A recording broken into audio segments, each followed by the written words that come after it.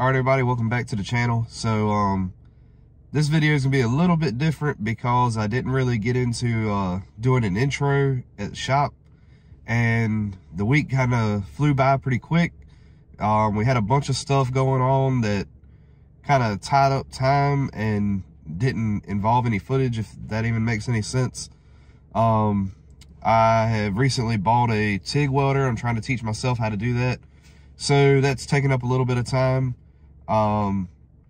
We had a project come up that we were interested in going to pick up, and we went and checked it out. Things didn't really play out the way we wanted, but that tied up a whole night of drive time and negotiating and things like that. So that wasted away a day. As you saw, we had Brandon's truck back over there, and we got the new tunes loaded on it and started working out the bugs on it. We took it for a test drive, and the truck is drivable now. It still needs some adjustments, but it's a lot better than it was. So this coming week, we'll be trying to get some data logs sent over to the wizard behind the keyboard, and we'll try to get those issues sorted out. Also, as you saw, we had AJ's truck in the shop this past weekend. He took it out to a sled pull up in Virginia. A little bit outclassed. They worked all week. We made some suspension adjustments, so to speak.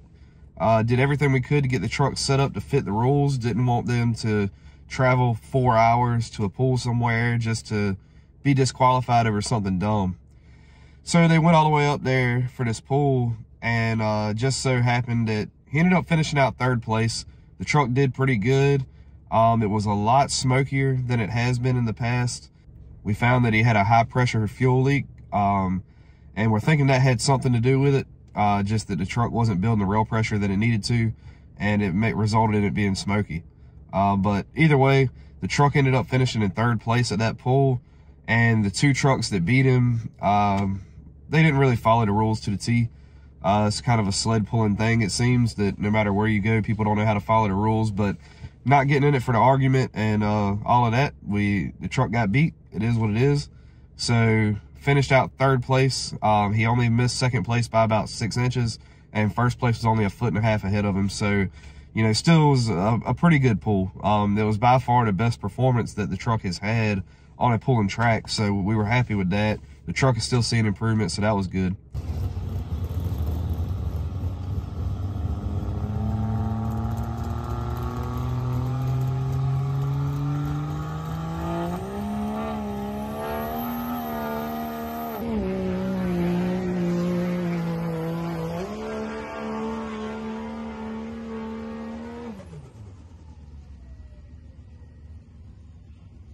We brought the truck back, and I don't think I have any footage of it, but we were trying to find the fuel leak on it, and the only thing we could find was a couple of the hardline connections.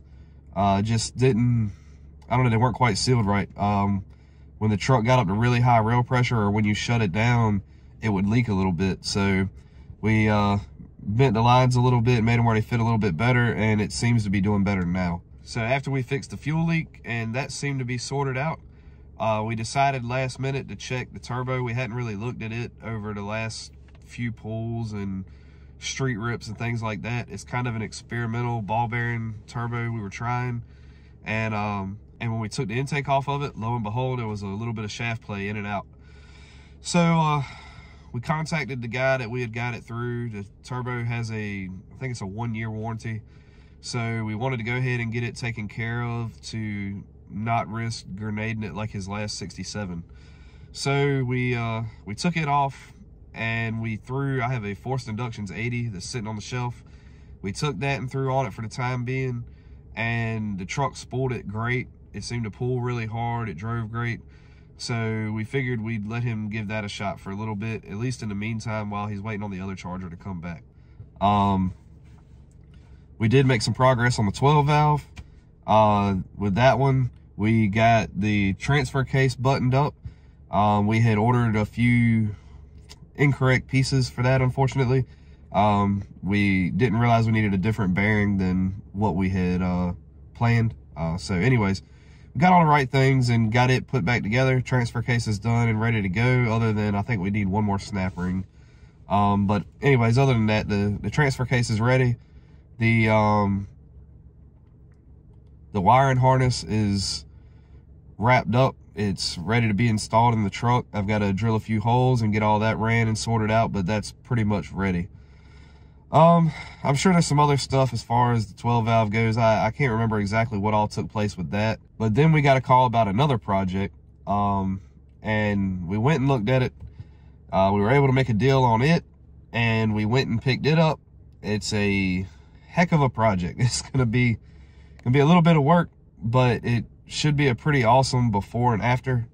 And we've got pretty much everything sorted out. We have majority of the stuff we need for it already. So anyways, we'll see how that turns out, but we'll get more into that in the future. But anyways, rounding out the week, there was another sled pull. This one was up in Amelia, Virginia. I think the Dragon Motorsports Point Series was there, and then afterwards they had just a regular pull that wasn't part of the points. A guy that has a red Duramax, his name is Richard Wilkerson. He comes to Truck Wars, and he does a lot of sled pulling. He ended up, I think he got a first place finish like the night before or something at a different pool. He came there and pulled in the points pool and won that one. And then he pulled in the modified diesel class and got second up against like a legit full-on cut tire pulling truck. So that truck did really good. Congratulations to him.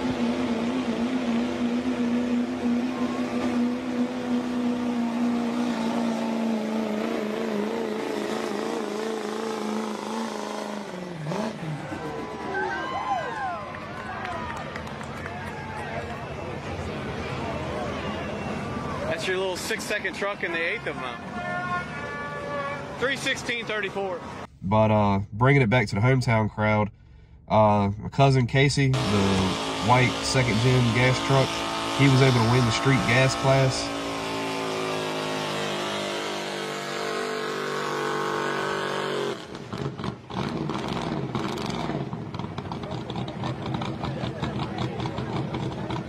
There's a boy up in Virginia, Corbin Apple. Nathan has been helping him a bit with a new turbo setup and tuning and things like that, trying to get it dialed in. He was able to bring in 5th place in the street diesel class.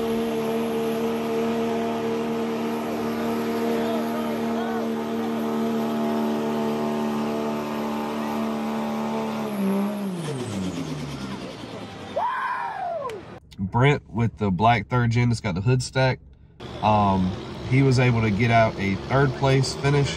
He only missed 2nd place by a couple feet, and the truck, for some reason, it shifted to 3rd. He never had it shift to 3rd pulling before, so we probably have to try to get him in manual 2nd going forward just to keep from bogging down. But either way, truck did really good, and he still was able to get 3rd place, bring home a little bit of money. He was able to get out a 3rd place finish. He only missed 2nd place by a couple feet, and the truck, for some reason, it shifted to 3rd. He's never had it shift to 3rd pulling before, so probably have to try to get him in manual 2nd going forward just to keep from bogging down. But either way, truck did really good, and he still was able to get 3rd place, bring home a little bit of money. And then topping all of it off, AJ's truck did freaking spectacular. The truck did amazing. Everything worked as it should, and he was able to bring home the 1st place win.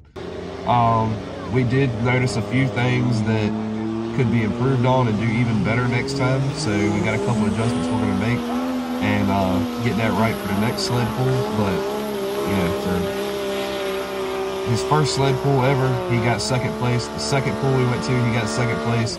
Neither one of them were good showing. He just got lucky, so to speak, but still brought home money at both of them. His 3rd pull was last weekend when he went up to Virginia and got that 3rd place finish there, where the truck actually performed like it should. And then this weekend, all the stars aligned. He had a great pull and was able to get 1st. So every time it's hooked to the sled, it's brought home money and a trophy.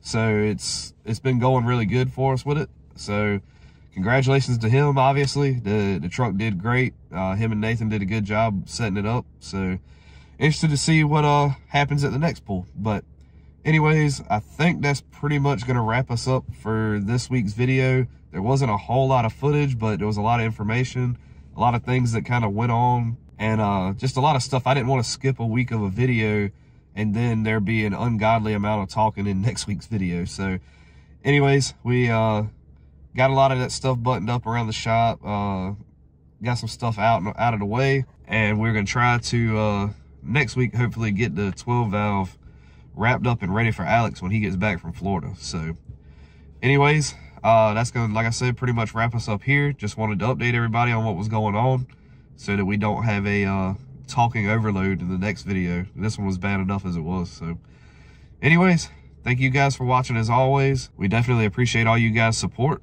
and we will see you in the next one. See you.